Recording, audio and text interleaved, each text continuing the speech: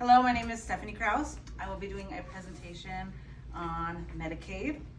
And according to the Children's Hospital Association, their webpage titled 10 Surprising Facts About Medicaid. Their website is childrenshospital.org, published April 1st, 2025.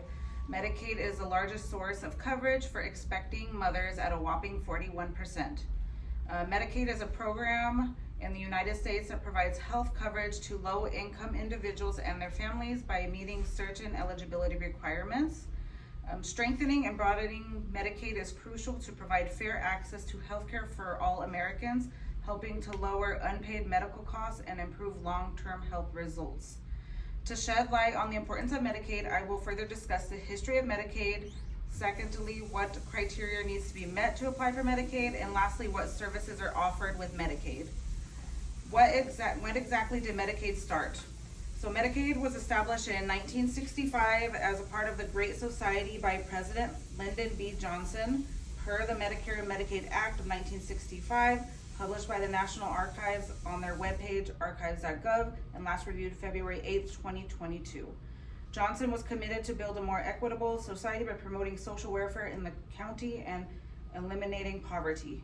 The United States Legislation Office created the Social Security Amendments of 1965, which was signed by Johnson to expand the federal involvement in health insurance. Before this act, the government had little support when it came to health coverage, and it was a private responsibility. Medicaid was created to help those who could not afford private insurance.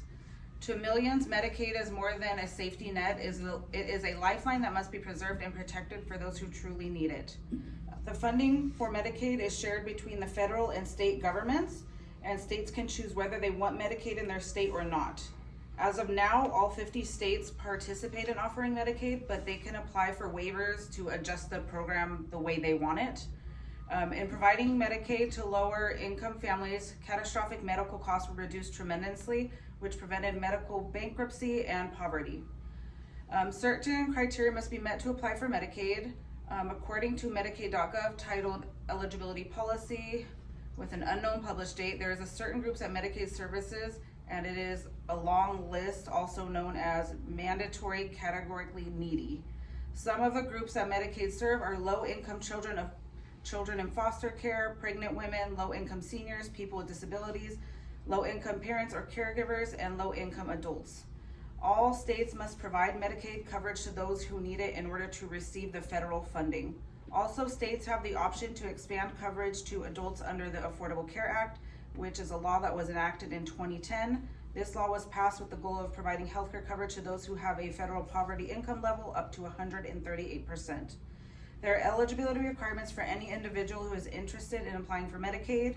The general requirements are proof of residency of the state you're applying in, immigration status, which means you must be a U.S. citizen or a non-citizen with a permanent resident card, and you must bring all necessary documents such as proof of income and proof of residency.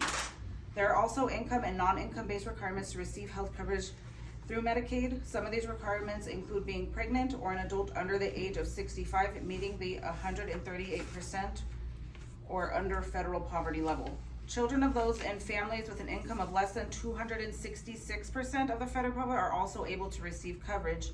In most states, those who receive Social Security benefits automatically qualify for Medicaid. There is a wide variety of services offered through Medicaid to ensure individuals have access to essential medical care and support. Some of these services include primary care visits as well as hospital stays. Medicaid covers a wide variety of specialties and services as well that meets patients' needs. Patients may have different health concerns which require them to receive care specific to their condition. Preventative exams are covered through Medicaid, which are vital in detecting health issues early on. This can include visits such as blood pressure checks, cancer screenings, immunizations, and even diet and exercise discussions. It may also cover prescription drugs in most states. They have a Medicare formulary that they use, which is updated annually as well. Medicaid also covers long-term care in the United States and is a primary payer for these services. Long-term care includes nursing homes, assisted living facilities, and hospice care when certified by a physician. When receiving Medicaid, there are mandatory benefits as well as optional ones. The mandatory benefits are required by federal law in all states. Some of the mandatory benefits are physician services, home health, transportation to medical care, and lab and x-ray services. Family planning services as well as freestanding birth centers that are licensed by the state are also services required by law. There are also optional benefits that the states can choose to offer individuals. Some include the prescription drugs, urgent care services, chiropractic services, prosthetics, case management, dental and vision services, and rehab. The summary of my main points is, in conclusion, Medicaid helps individuals and families stay healthy and receive the medical care they need and deserve. It reduces financial barriers and improves the well-being of the people. Imagine not being able to afford doctor's visits, hospital visits, or medication that's vital to your health. This is according to the Center for Medicaid Services in 2025 from the website cms.gov. Medicaid serves over 80 million people and is a crucial program that helps the community live healthier lives. These are my two visuals. So this is a map of the United States. This is showing what percentage of people have Medicaid in the United States. So it's very high on the west side, but it looks like everybody in the United States has it. It's just a different percentage.